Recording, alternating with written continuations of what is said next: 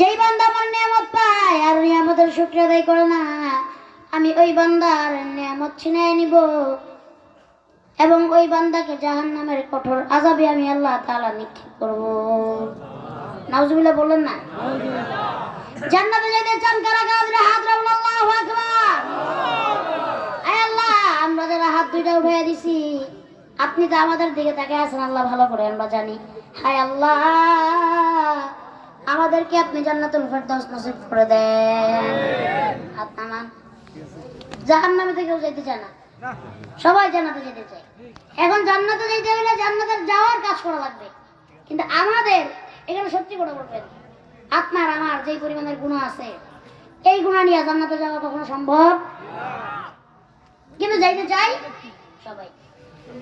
যেই পরিমাণের গুনাহ আছে, ওই পরিমাণের গুনাহ নিয়ে জাহান্নাম ছাড়া উপায় নাই, কিন্তু আমাদের যাওয়ার ইচ্ছা হলো জান্নাত, ঠিক কিনা? গুনাহ করতে করতে আপনি আমি আসমান জমিন সমান ভরে ফেলেছি। এই গুনার কোনো হিসাব নাই, আসেনি?